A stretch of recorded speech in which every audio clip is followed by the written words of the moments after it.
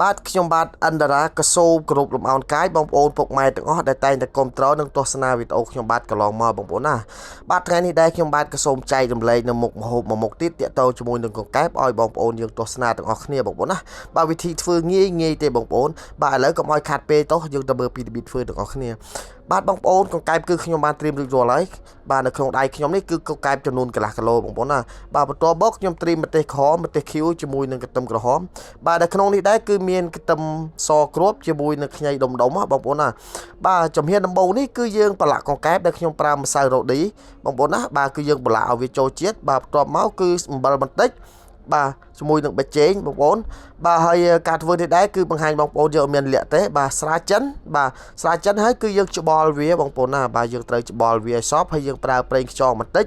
បាទជាមួយនឹងទឹកស្អ៊ីវបន្តិចបងប្អូនបាទដើម្បីវាចូលជាតិហើយនឹងប្រេងល្ងដាក់ឲ្យវាឈ្ងុយបាទកុំឲ្យវាក្លិនកង្កែបបងប្អូនណាបាទចុងក្រោយគឺយើងប្រើនំម្រេចសបាទយើងច្បល់វាទៀតមកបងប្អូនណាបាទច្បល់វាឲ្យចូលជាតិបាទបន្ទាប់មកទៀតគឺប្រើម្សៅឆាបន្តិចនឹងចុងក្រោយគេឲ្យបងប្អូនណា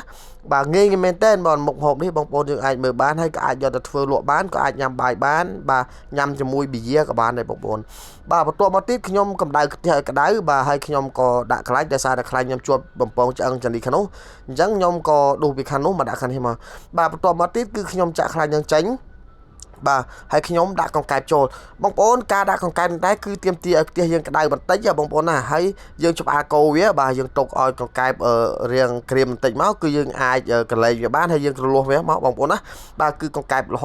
ក្រហមល្អអធិស្ឋានបងប្អូនក្រហមល្អហើយវាអត់បែកទេបងប្អូនណាបាទបងប្អូនមើលដូចខ្ញុំធ្វើអញ្ចឹងមកបាទងាយមែនទេអត់មានអីពិបាកធ្វើទេបាទហើយបន្ទាប់មកទៀតគឺយើងដាក់ខ្ទឹមសជាមួយនឹងខ្ញីលីងវាទៀតណាបងប្អូនបាទគឺយើងត្រូវការលីងវាជាមួយនឹងខ្ទឹមសហើយកង្កែបជាមួយនឹងខ្ទឹមសនេះឲ្យវាឈ្ងុយបាទហើយអធិស្ឋានបងប្អូនអរគ្នាបើសិនតែខ្ញុំធ្វើទៅមានខុសមានត្រូវអីណាសូមអធិស្ឋានហើយខមមិននៅខាងក្រោមដើម្បីស្ថាបនាទាំងអស់គ្នាបងប្អូនណាបាទហើយរីករាយក៏ទទួលយកនឹងការខមមិនរិះគន់របស់បងប្អូនបាទហើយម្យ៉ាងទៀតបងប្អូនយើងកុំភ្លេចជួយ share ទាំងអស់គ្នាបងប្អូនណាបាទ share ចែករំលែកឲ្យបងប្អូនយើងមើលទាំងអស់គ្នាបាទក៏កែបនេះដែរគឺយើងត្រូវជីនបន្តិចទៀតយើងឆាបងប្អូនណាអធិស្ឋានមិនមែនជីនទេគឺឆាបាទយើងឆាវាជាមួយនឹងគ្រឿងរបស់យើងហ្នឹងឲ្យឈ្ងុយបន្តិចមកបាទពីព្រោះអីកង្កែបបើយើងលេងអត់ឈ្ងុយឆាអត់ក្រៀមទេគឺវាបែកបាទបន្ទាប់មកទៀតគឺខ្ញុំប្រើម្ទេសបងប្អូនបាទហើយខ្ញុំដាក់ទឹកបន្តិចទៀតមកហ្នឹងហើយដាក់ដើម្បីយើងរំងាស់វាឲ្យឆ្អិនបន្តិចងាយស្រួលដែលយើងបង់គ្រឿងទៅគឺវាចូលជាតិល្អបងប្អូនណាបាទគ្រឿងនេះដែរគឺខ្ញុំវាយទឹកស្អ៊ីវបាទបងប្អូនមើលមួយមកប្រេងខ្យងបាទខ្ញុំកូរវាបន្តិចមកឲ្យវារលាយបងប្អូនណាបាទបន្ទាប់ពីប្រេងខ្យងហើយគឺយើងត្រូវការប្រើជាមួយនឹង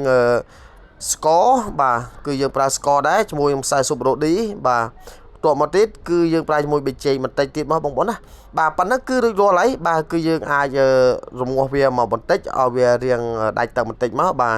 ហើយបន្តមកទៀតគឺយើងវាយម្ទេសខៀវក្រហមយើងចូលបានបងប្អូនណាបាទជាការស្រេចងាយមែនទេបាទអត់មានអីពិបាកទេបាទហើយនៅtrongវីដេអូនេះដែរខ្ញុំបាទក៏สนับสนุนដល់បងប្អូនអ្នកដែលត្រូវការដូចជាខ្ទះកបិត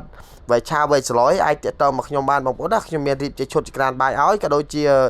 មានលក់រាយផងដែរបងប្អូនបាទហើយសម្រាប់ខ្ទះបងប្អូនយើងដែលត្រូវការដុំគឺអាចតាក់ទងខ្ញុំបានខ្ញុំបោះតម្លៃឲ្យធូរបងប្អូនណាបាទយកទៅលក់គឺអាចចំណេញបានតពីនឹងទៀតបាទអរគុណច្រើនបងប្អូនណាបាទវីដេអូហ្នឹងគឺមានតែប៉ុណ្្នឹងទេសម្រាប់ចែករំលែកដល់បងប្អូនយើងទស្សនាទាំងអស់គ្នាដើម្បីជាការកម្សាន្តនឹងក៏ជាចំណេះដឹងតាក់ទងនឹងម្ហូបដែរអរគុណច្រើនជួបគ្នាវីដេអូក្រោយបងប្អូនណាបាយ